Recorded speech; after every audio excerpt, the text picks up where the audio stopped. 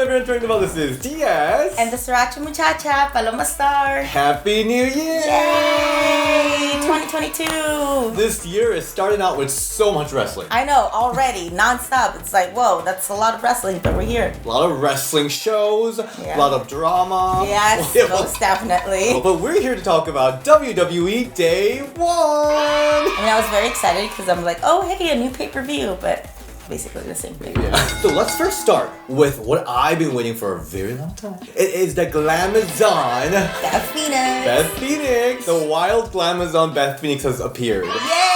She's back and in her full wrestler form. I'm very happy about this. I was kind of hoping they would go with the storyline as soon as I saw like Maryse get brought back and Beth not being in NXT anymore. I'm like, obviously they're setting up for a mixed tag. I'm here for it. I'm very happy for it. I actually really loved Edge's Brood entrance. I always thought it was so cool. But I always wanted a woman to be in the Brood. So hopefully, hey, maybe they could do a Brood entrance again with Beth Phoenix. The cool like vampire-like music and like all dark and like flames all around. Beth will look great with that. Oh my gosh, totally. And then what she was wearing, she looked super cool too. I mean, both Maryse and Beth look awesome with what they were wearing. Both versions of themselves, but one like super glam and one like Mad Max style. Right. Okay, so let's talk about Maryse. She looked fabulous. So good. I've always liked Maryse. She's slaying. Totally, so good. I do think though she looked pretty confused this entire feud. It was okay, and also I'm not gonna lie, it was a little awkward having Beth Phoenix just like stand there for a little bit, and then her music played. Right? Did you think that was a little awkward? I loved it. You loved hers just that. You know how like when Kane comes out, there was like the fire? Yeah. And then the music hit? Mm-hmm. I thought Beth Phoenix's face itself was like a fire because it was so intense. People were reacting really hard. I think that's props to Miz and Maryse because they're so freaking annoying. Totally. Especially in this match too. Yeah. So people were so happy to see Beth Phoenix come beat their ass. So people popped really hard and she just stood there so angry. And then the music hit and they were like even better. I was like, oh, this is so dramatic. No, I just thought it looked like a mistake. It didn't look like on purpose. It either looked like she missed her cue or the production truck missed her cue and didn't play the music on time. It didn't match up. It didn't seem like it was on purpose enough. It seemed like a kind of like a misstep somewhere. I don't know on whose part. But if it was more obvious, then I probably liked it more. But it was a little awkward for me. Either don't play the music at all. Like if it missed the cue, I think I would have liked it better if the music was not played at all, actually. I love that music though.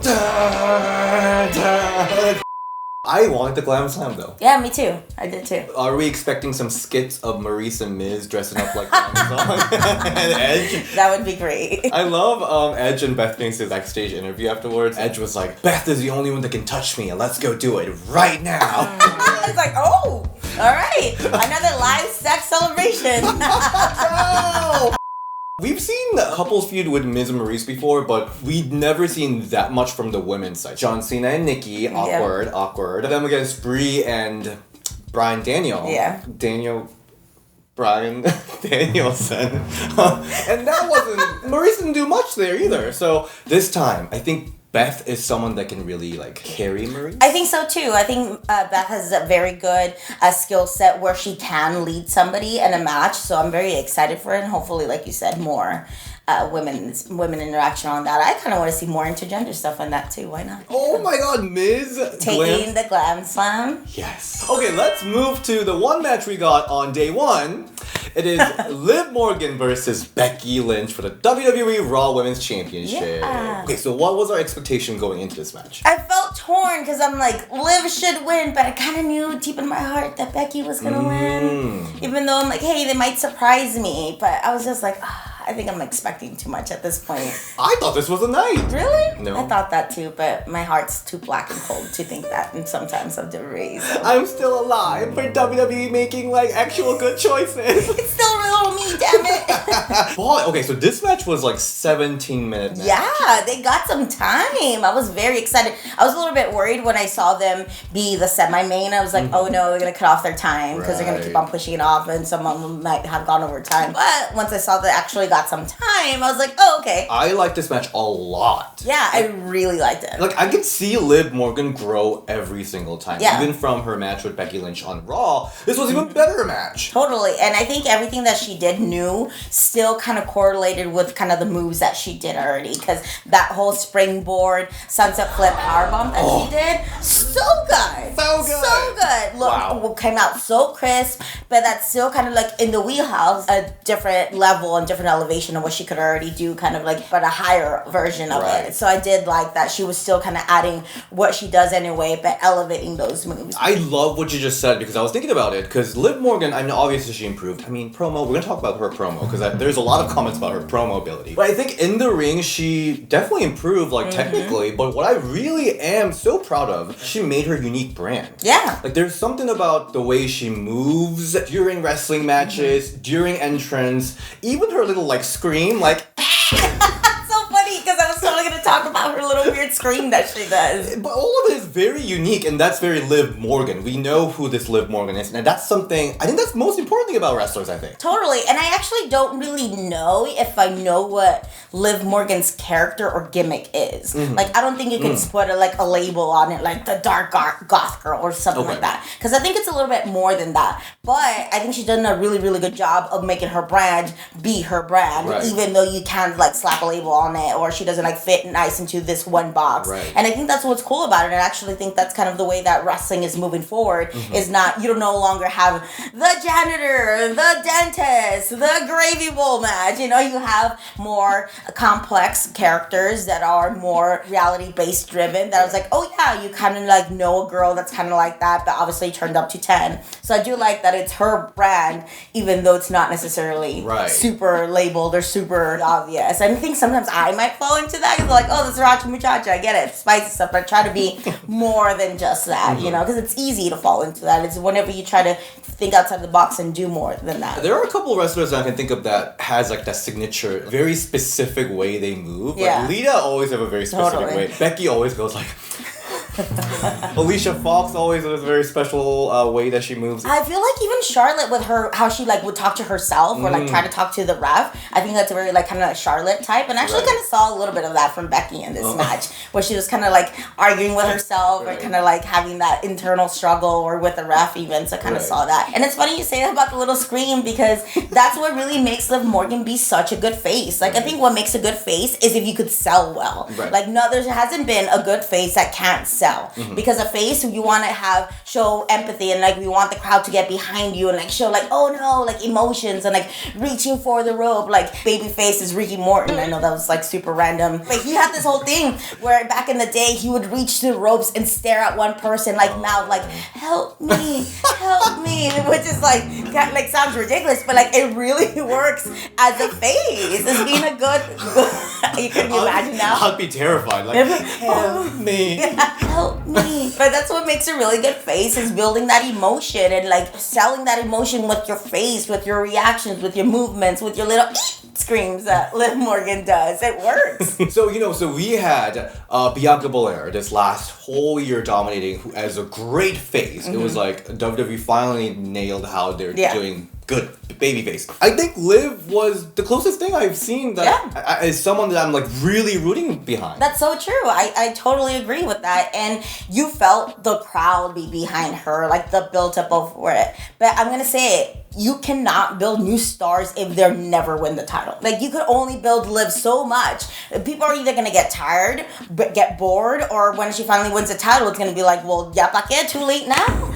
You know, like you cannot keep on trying to build new stars and not have a payoff. Like how you said, this should have been the night that Liv won. I wanted it to be it, but I know how WWE tends to be, and like, and not give us either what we want. But, and then why it might have been a little bit too obvious. Sometimes the obvious choice is the right choice. And I think Liv Morgan should have won the women's title. And also, even if it was a short reign, she could have lost it on Raw. I don't know, something. Give us a little bit of payoff. And Becky Lynch is at a position in her career right now where she could lose. She doesn't have to be champion to be as good as she is. I don't know. I don't know if there's still a payoff. Are they going to do it again? Is it going to be built up for a big win at the Royal Rumble? I don't know. I just think that's kind of like diminished Liv Morgan's a little star by a little bit with no fault to her own by any means. But so it seems like the finish was supposed to be Becky again cheating. By the way, I loved Oblivion into Man Slam. Yes, that was me great. too. But Becky Lynch was supposed to have her legs on the rope. And you could tell her trying to go for it and like was too far and missed it.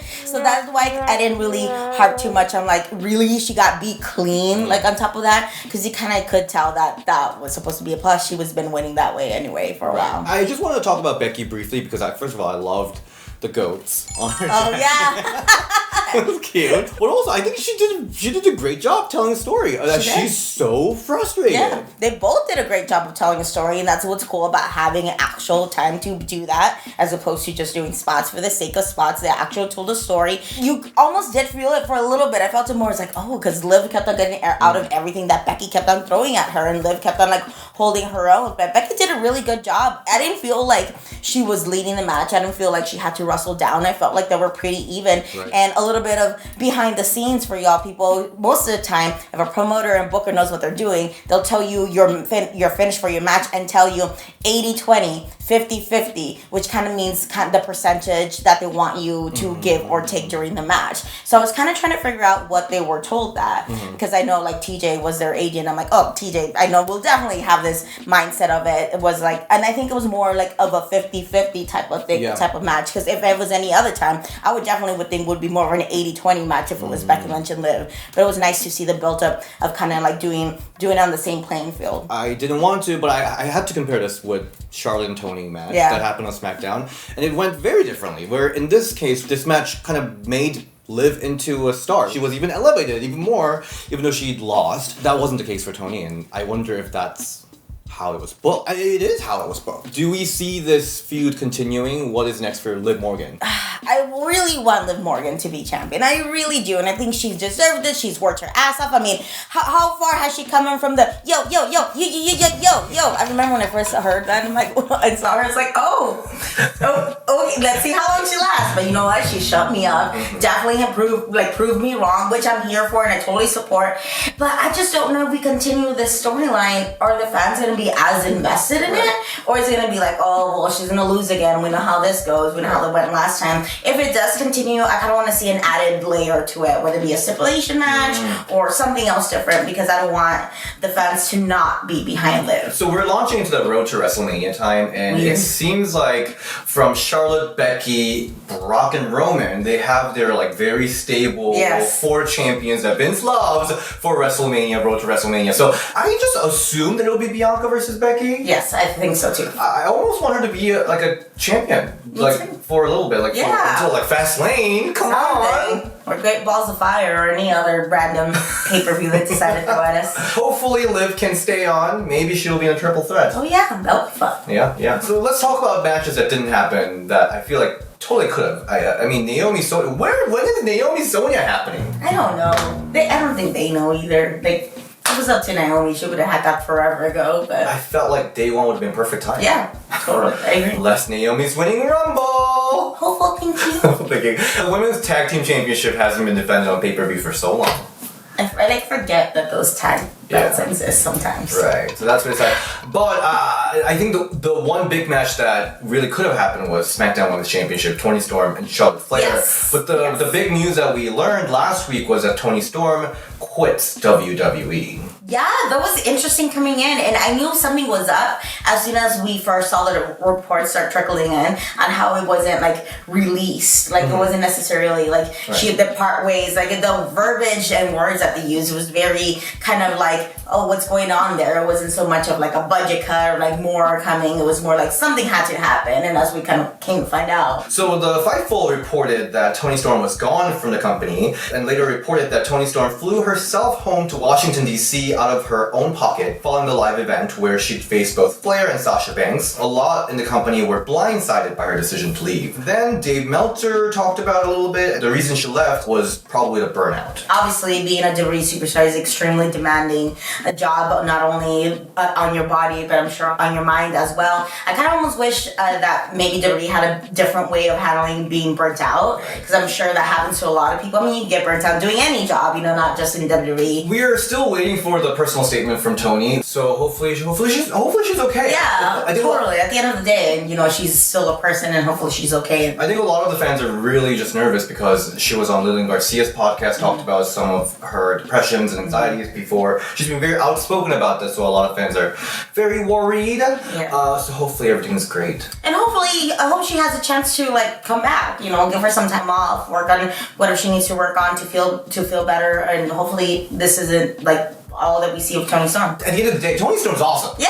Like, we know that totally. She won the finisher of the year. Yeah. People are obviously super into her. She's super cool. I mean, even before she got signed, she was literally everywhere. She was tearing it up in the Japan scene and Stardom. She was at every major company that you could think of globally, not just like in one country and anything. So I kind of like wish we could see that on WWE TV. Kind of like reminds me of like a little bit of Rhea, where we know how cool and awesome she is, but then she went to Raw, it's kind of like got watered down. Yeah. So hopefully she could find that again, and I want to see more of Toni Storm for sure. Alright, so that is our review of day one. It was an interesting start of the year, but we've got a lot more coming. We're here for the ride. Hopefully you guys are too, so come along with this crazy 2022 year, because I mean, if the last 2 years have proven anything, I mean, you just never know what's going to happen. Well, great things are coming. So Soo Young just announced her pregnancy, which cute. She teased with Ring the Bell for a little bit, so that interview's going to come out. We also have an interview with the Cat and Christy Hemme coming out. Fun. And then we also have Paloma's match with Jazz this month. I can't wait. It is so close. Actually, the month is actually here.